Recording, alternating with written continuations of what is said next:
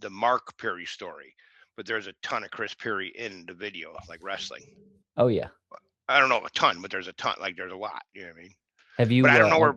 have I you didn't watched see it that whole all. one? No, I only got part 1, and I couldn't find part 2.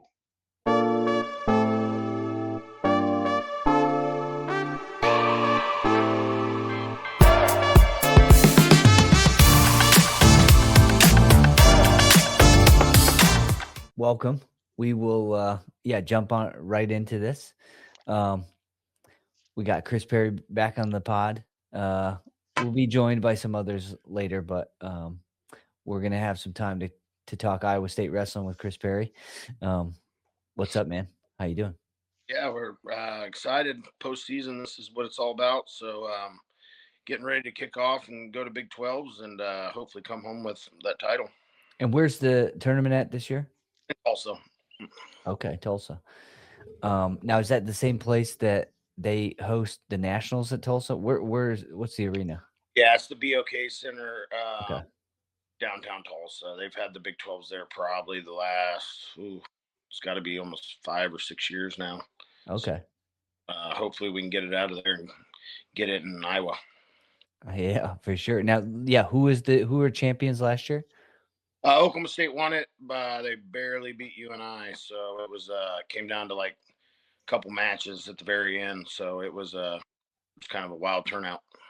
And this year it's going to be maybe a potential another wild turnout. There's going to be a lot of team implications. Yeah, I think. I mean, that's the hope. It's a different tournament, kind of.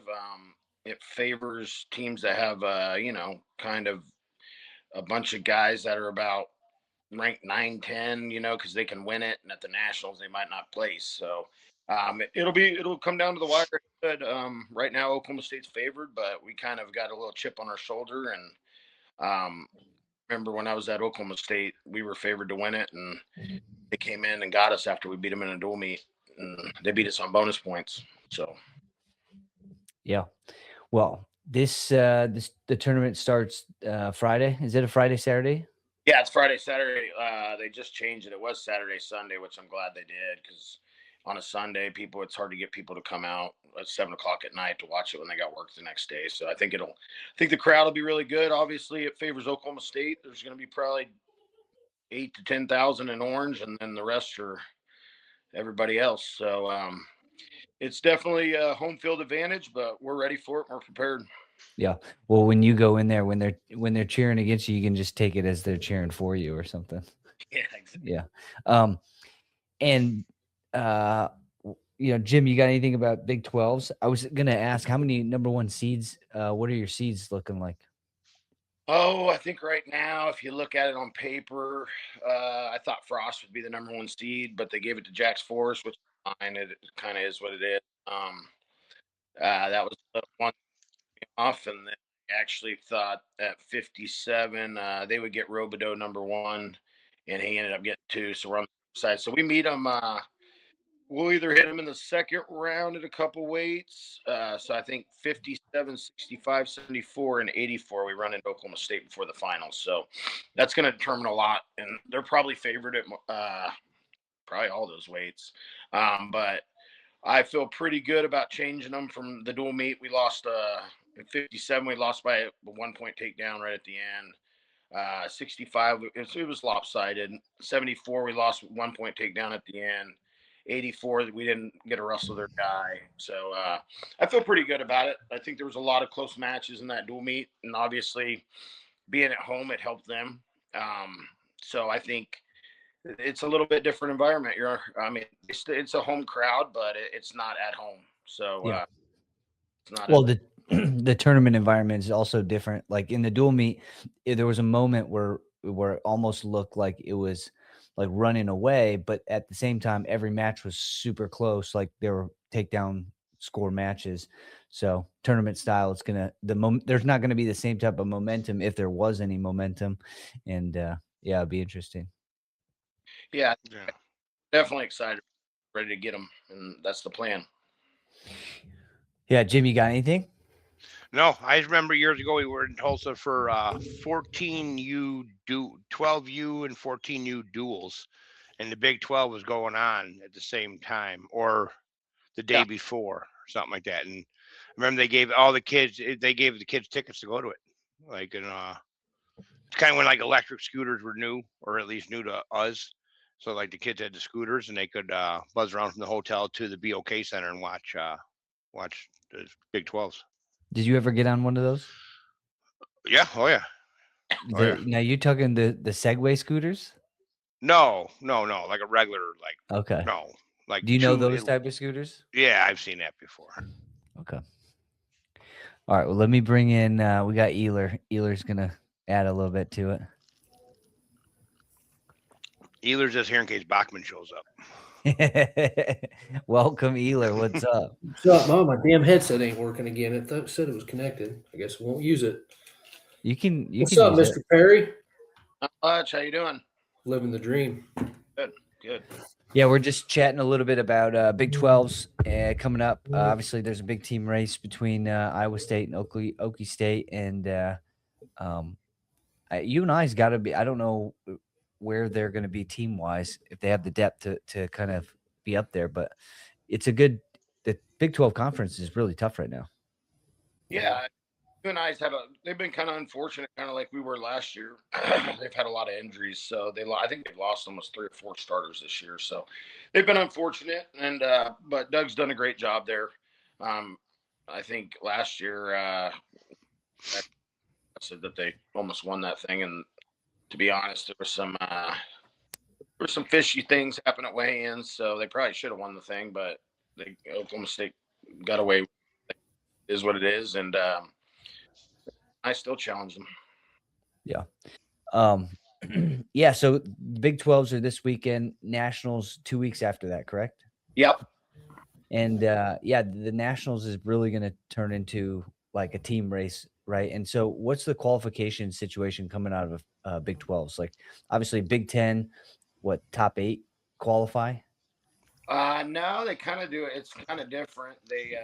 No, there's no guaranteed set number. It's like, so you have to win a spot for the conference. So like at 65, there's only 5. At certain weights, it just depends what your RPI is. And there's like a kind of a system. So it's a little bit different. There's not like a guaranteed if you get top 8 or that. It's how many qualified the conference. So it's what your regular season went like and how many matches you had. I think. I mean, if you go over to the Big 10, Iowa's only got 5 guaranteed spots, really. So the other 5, they got to go win.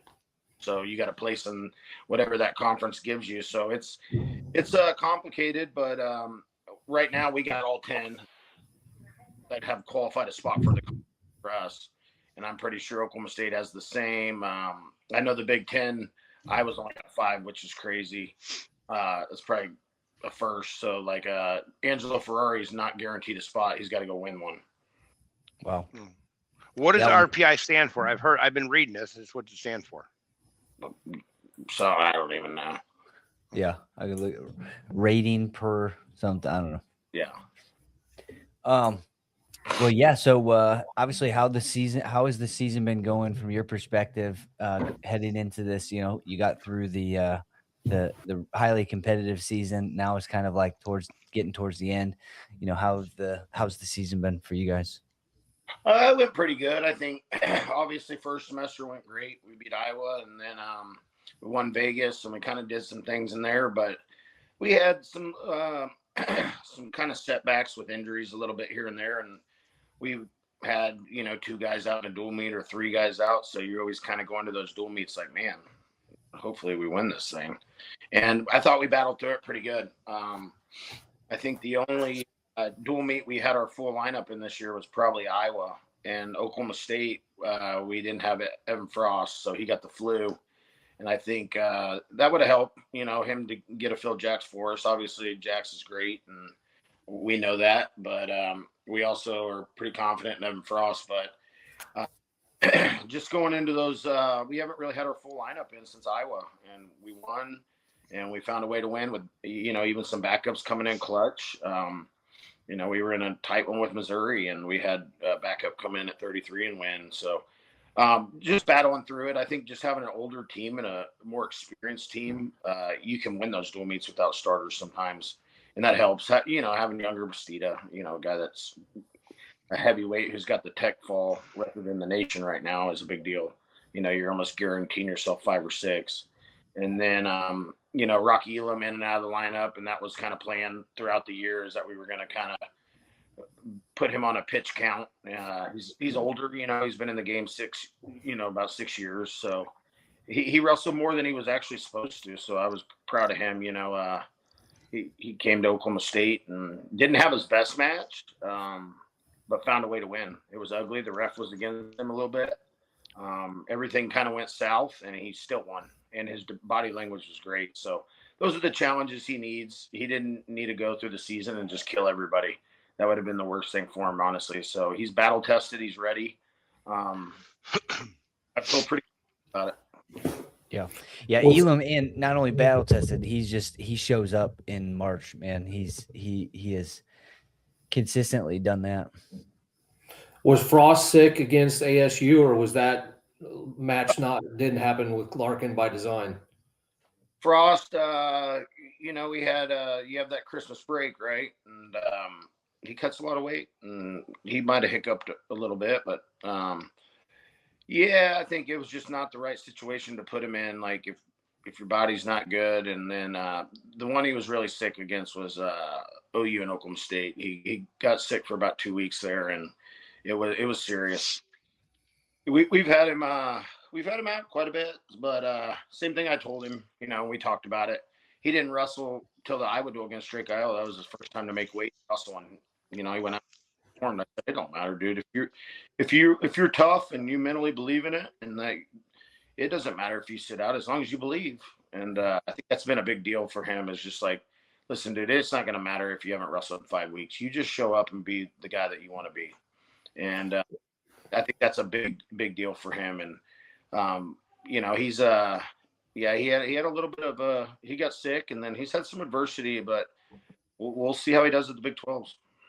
Yeah, that's cool. You mentioned that because we actually talked about that a little bit. You know, the difference in match count between the elite college guys and the elite high school guys. I mean, high school guys got 50 matches in, and some of the college guys would be in the teens. You know, going into NCAAs. Yeah, I think wrestling is just so much better now. I mean, when I was in college, I wrestled 34 matches a year. There wasn't you didn't even ask your coach to sit out, or he might chop you in the throat. But it was just like, you just don't ask. Especially your coach. It was blue collar. Like if I popped my knee one time against somebody before the Minnesota duel, and I was hurt. I couldn't even walk the next day. And John looked at me like, "Don't even try it, bud." I'm like, dude, this guy beat me before, and I'm hurt. I didn't even say that. I was just like, all right, I'm wrestling. It don't matter. Yeah. So yeah, I definitely think wrestling's obviously getting tougher, but I think we are as like, I don't know, obviously athletes are getting a little bit more, I don't know, I don't want to say pull, but they have a little bit more, there's a little bit more investment, I want to say too, right? And so just being a little bit more cognizant of like getting ready for March seems to be like just more relevant. Like people are doing it more. I know obviously there's a negative connotation in some respects from the fans, but like you said, you pop in some guys that are further on the depth chart to fill in, and they're still showing up, and you're going to need those guys anyway. So it's probably a good thing to rotate guys in. Yeah, I mean, I think one thing is we want to win. We're not holding anybody out for rankings or none of that. We don't care about all that. And some teams do that. Like, oh, he's going to get this seed if we hold him out. And everybody was thinking we were maybe holding Evan Frost out so he could be the 1 seed, and they gave it to Jack. No, that wasn't it. There were some legit deals there. We would never hold anybody out to win a ranking. It doesn't matter. It does them no good. And in the long run, it never works out if you're trying to, pick and choose where you want to be seated in the bracket and if it's going to work. You either get the matches in and you get the confidence to go win the nationals. It was kind of like I told them, like, listen, you want to fill these guys as much as you can if you're a good wrestler, because then you can make adjustments, and that's kind of where Rocky was and where I was with Rocky this year. Is just like, listen, you need to fill every one of these guys. You're a junior world champion. Like, you're an elite level athlete. So if it's a close match, it won't be close the next time. It was like, maybe they stalled this time, and you felt them, and their power, and their moves, and you just adapt, and you're like, all right, I got it. But if it's a guy, that hasn't had the success like Rocky and Younger and those guys, it's just get out there and figure it out. It is what it is. Yeah, absolutely. Going into anything else, Eler, Jim, thoughts? Well, this is the first year that I've actually watched college wrestling. Like didn't miss anything. You know what I mean? Like now I got all these apps and shit like to watch wrestling. Yeah. On the TV. But yeah, man, I love watching it, and it's cool because it's like I feel like I know pretty much everybody in the lineup. So it's cool how I get how you become like a fanboy or a team. You know what I mean? I get it. Yeah. I never did really. I was always like, well, unless it's your kid or your your buddy's kid, how attached can you be to a team? But I get it. Like I have that. Like I'm attached to the team. It's cool. Yeah. And for Division I, NCAA's is so much fun when it comes to the team stuff, because at the nationals, when there's parity and there's a lot of teams that are in position to jump the trophy, ladder, every pin counts, every tech counts. It's a lot of fun at nationals. So when you go to nationals, Jim, it will be that's a fun tournament. Yeah, I bet. Well, the Cyhawk tournament was like that's like that takes a casual and turns you into like a real fan, or a can. So Jim, the national tournament is one of those ones that you and Sweet Baby Ray are actually going to want to go inside the venue to watch, though. Okay. I've watched more wrestling this year than my whole life. Like I've been inside more than I've been outside. So that is good. Not in the parking lot in the Right. in the back of the truck.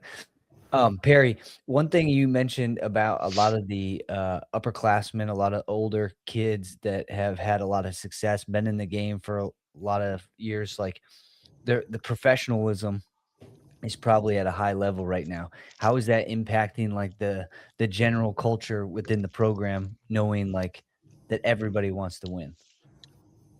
Oh, it's huge. I mean, it's experience. It's kind of like, and I don't want to say this in a negative way, but it was kind of like when we were at Oklahoma State and we ended up getting a couple of these transfers, like Hendrickson and Hamidi and all them. It's just, you got guys that are 4-time All-Americans that they get it. When it comes postseason, like you just feel I feel it now here with like Younger and Steve-O and Benny. It's just like they know when it's time to turn it up. Like you see the excitement, you see the pop in their legs, you see the way that they compete. They know they're 4 weeks out and it's go time. So it's the experience. It's I've done this before, and and they feel now they're on a good team. I think that's the big deal I talk with Steve-O every day. He's kind of my individual guy, and he's like, dude, I just feel it. Like it's because at Northern Colorado, it was me and Benny. Like we were just showing up hoping that we did something. Like now we're around like 5 other dudes and we're talking about winning the damn Big 12s. He was like, we were hoping we were getting in the top 10. Yeah.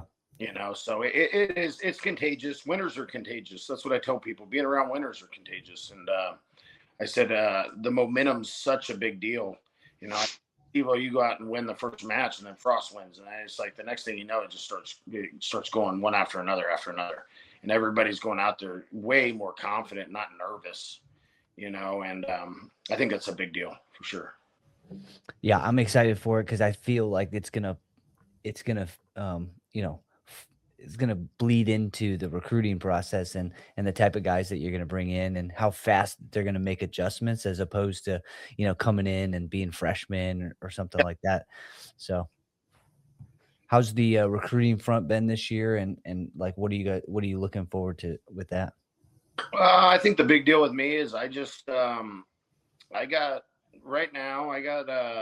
feel like we got 3 guys that love wrestling, like 3 elite guys that are ready to step in when they get to college, and they just love it. They love the sport, and that's how I kind of look at it: is how much do you love it? And obviously, you want the number 1, number 2, number 3 guys in the country, but we got a lot of guys that love it. Obviously Merle loves it, and Jimmy loves it. It's just like they're begging you to train every day, and it's just like you can't get away from them, which is a good thing. It's a great thing. It's contagious. It's probably what Oklahoma State's got going. Jax Forrest probably loves it.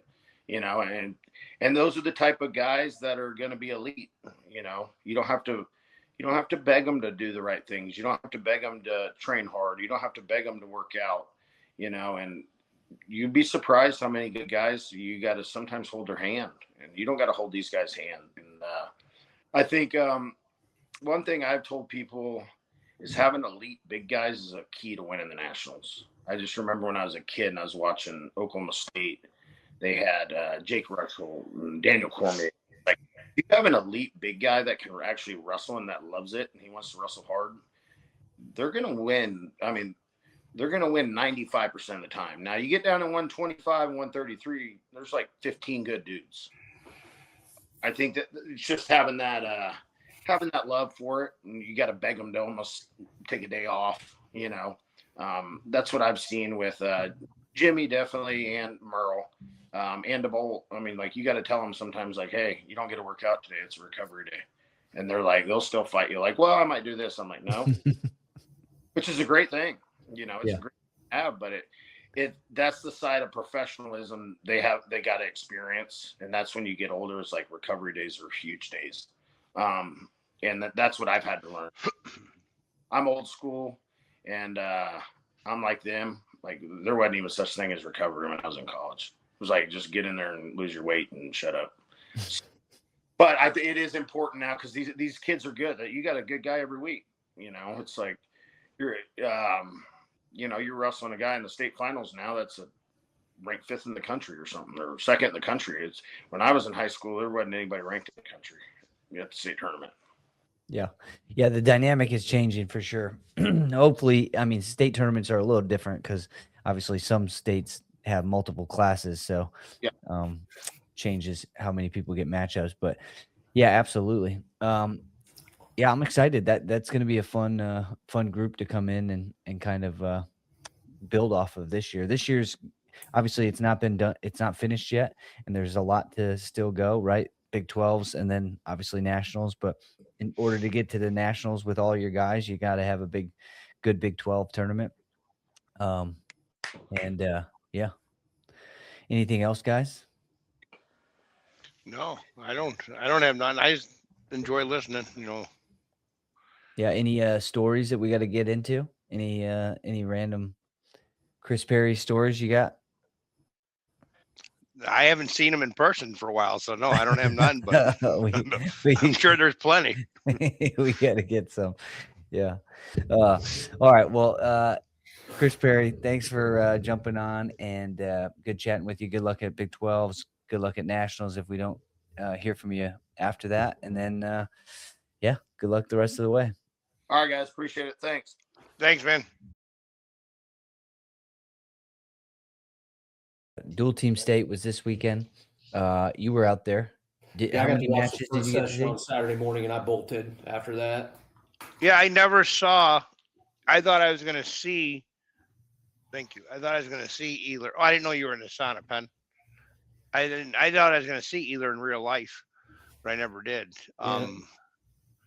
We got there Friday at 5 p.m. I mean, literally 5 p.m. on Friday. Walked in. They started at 150 and missed 150. Walked in and it was 157. And it was Justice Heeg pinning our kid in 6 seconds or something like that. So, like, it was 165 instantly. Missed 50. And the only reason I think I missed 250 is what I did out of habit. As I went straight to the old, I went to the very end, went to the 1A mat that we were at for the last two. Thank you. That we were at for the last 2 years. There's not like a habit, not real, not thinking. There's only, there's 6 mats, but 1, 2, 3, not even, not even going to the right mat. So that's kind of what happened there. But yeah, we got beat up by Providence, which I think, I don't know. I think I knew that, was going to happen. But some good, so Hogan Rice ended up beating the 113 2A runner-up, Christian Corcoran, who's super good, who had, good finals match. They've traded some matches back and forth. They were 1-1 going into that, right? Yep, 1-1. Now they're 2-2. So no, yeah, Hogan 2-2. Yeah, no. Yeah. No, I don't want Hogan beat him at Dvorak. They were Lost to him 1-1 at, going into state. yeah, you're right. Yep. So yeah, now they're 2-2.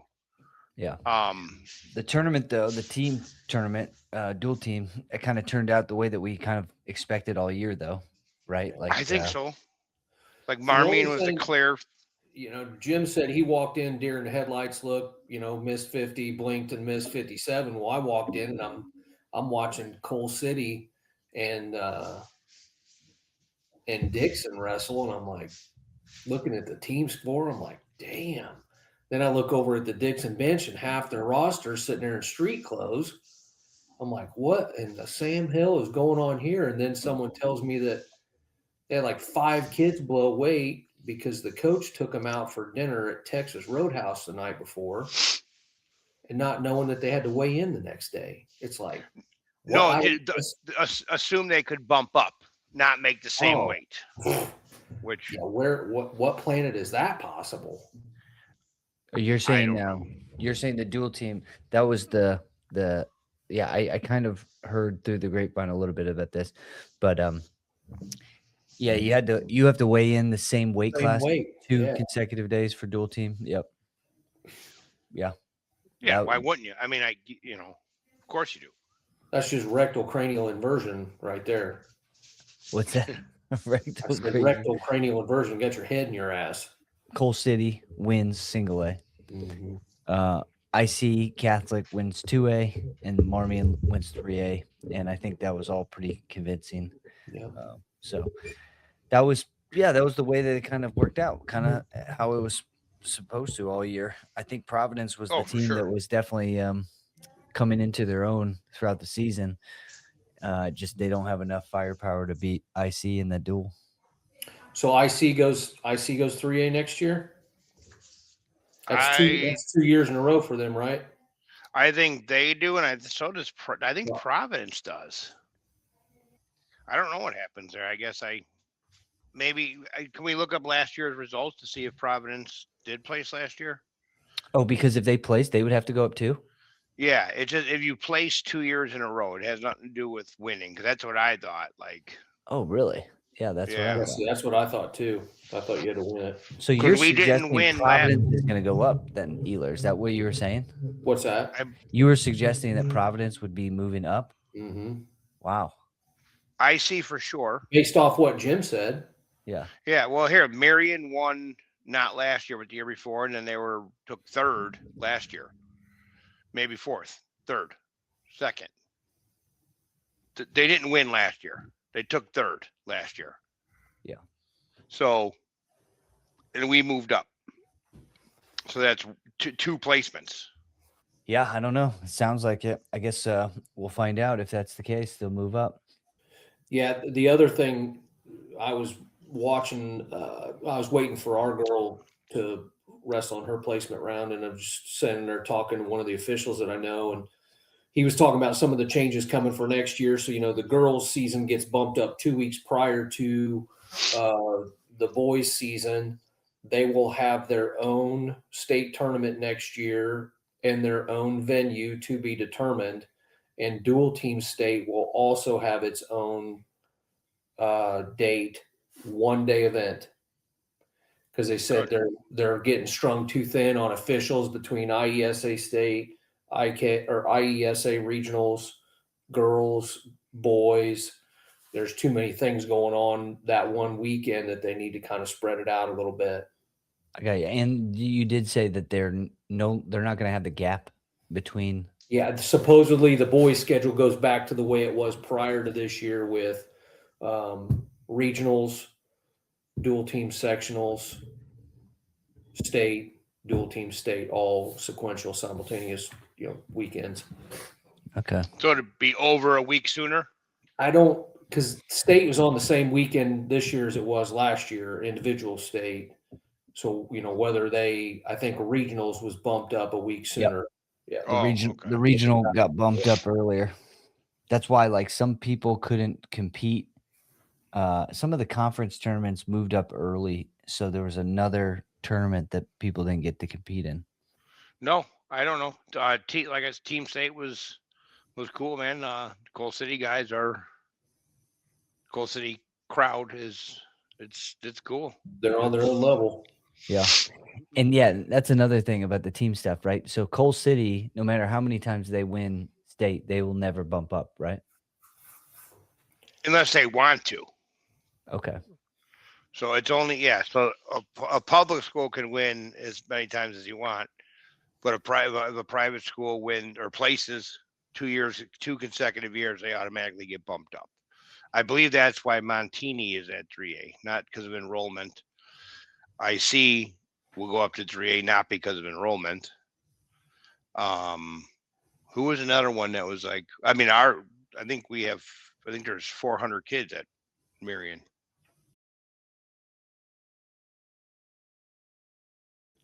Mark Stewart, what's up? What? Oh, just living the dream. Mark, for Team State, if you're a private shit. school, Yep. it doesn't matter what you place, just play. Oh, they only place top 3 though, right? Is that the way that works? Top 4. Top four. If you place in the top 4, you automatically are in that bump up rule.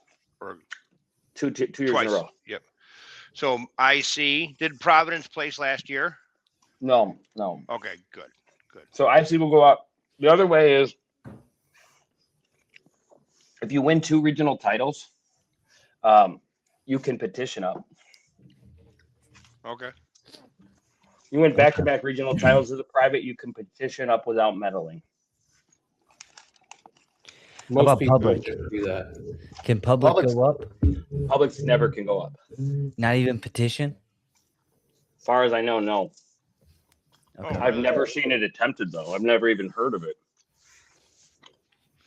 That's an interesting one, though. Yeah, it would be interesting. Didn't you think this year was a pretty good disbursement of talent across the classes? Talent, yes. Depth, no. Sure, but depth is going to be hard if you have 3 classes. Why does 1A have significantly more depth than 2A with a way smaller student body? I guess. What would you I'm say? a wrestling junkie, and I follow 2A wrestling a lot of times simply because I coached in 2A for years, and I know a lot of the kids in 2A. And it's not a knock on 2A. There is a significant drop off in depth at a vast majority of the weight classes compared to 1A. I would say that 2A had significantly more studs. It's not even close, but the drop off is massive in a lot of weights. So how do you manage that? Because obviously enrollment doesn't necessarily equate to talented kids, right? Well, the enrollment numbers be predetermined like every so many years by the IHSA. And for example, Grant is the smallest public school in 3A. I believe they will be in 2A in a year from now. They have one more year and then they'll drop down to 2A for 2 years. And then when they redo the number, they might go up, but their student drops under 1650, I believe is the number for the 3A, 2A cutoff. And they just don't care. I don't think you could do anything about the talent, the depth in the classes, because it comes down to the towns. And I think if you come from towns that have a strong wrestling tradition, you're going to have more quality wrestling. If you have a bunch of those type of towns, you have better depth. I don't think 2A has those towns. Yeah, they're like in between suburban schools, I guess. Yeah, like your smaller suburbs. They just, Yeah. I mean, I look at a lot of like the 2A schools and I think, God, that school's really good at baseball. They're really good at cheerleading. Their wrestling just doesn't seem to be like a premier sport in those towns. I got you. Yeah, and then that's also why probably 1A teams sometimes look so good because they have so much culture and so much tradition over time that you're not dealing with new people. You're dealing with people who have been around for decades. Yeah. Well, I'll tell you, me, of course, being like a 1A fan, I don't know. I'm a fan of the Oakwood, the OSF program now more before now, not just because I'm trying to get in bed with either. It's because, dude, they go to the tough shit. Like they really do. Like they do tough shit, And that's what I always said about Marion. Like it was last year, it was a 1A school, but it wasn't a 1A schedule. Yeah. At all. The only 1A stuff you did was the stuff you had to do. And I heard that in like I don't know where the hell I heard that. Oh, wrestling a national schedule. Yeah, I mean, and that just sounded, I didn't even really know what that, but like that makes sense. If you wrestle a national schedule, if you do all the good stuff and you only do what you have to do, like the stuff that you're obligated to do because of your conference or your division, you do, but everything else is high level stuff, man.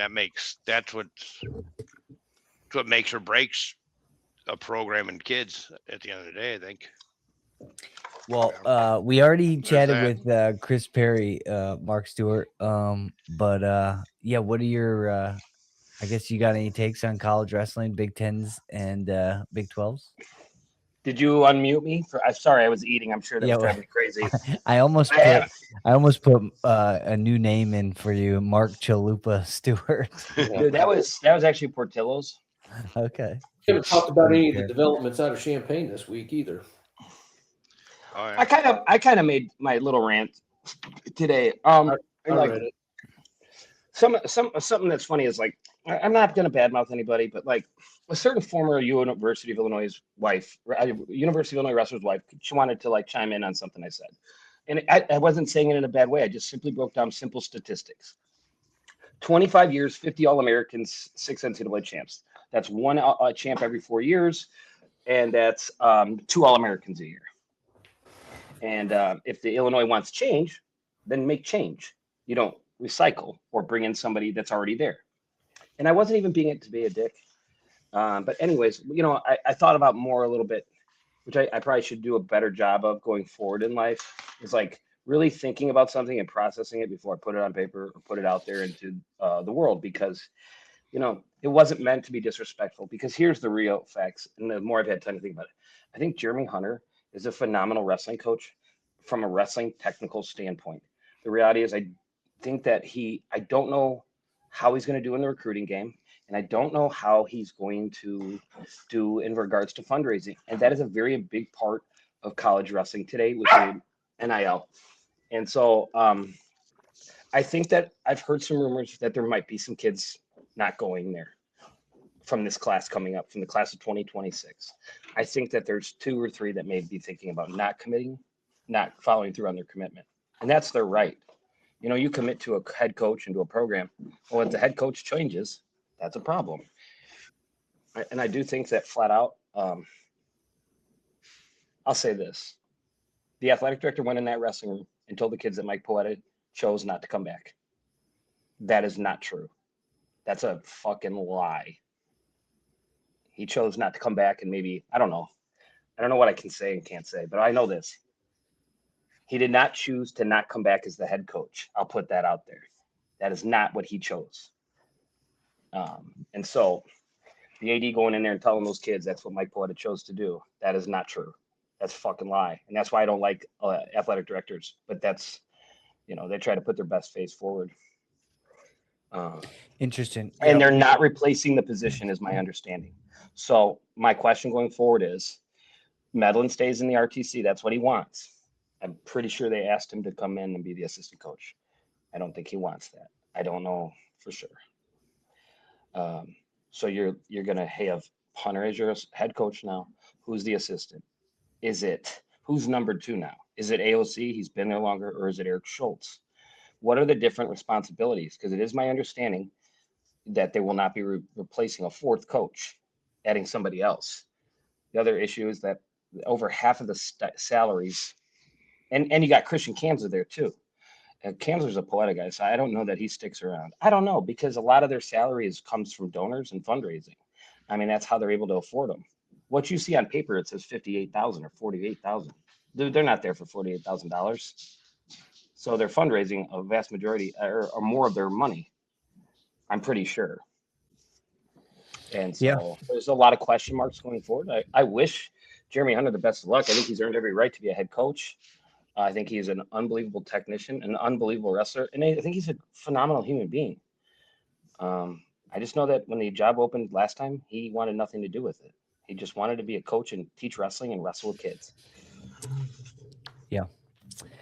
Yeah, interesting stuff down there with the new coach. Yeah, I forgot we haven't talked since about it, but yeah. Well, we can end it. We can end this and Sweet. yeah, good stuff, guys.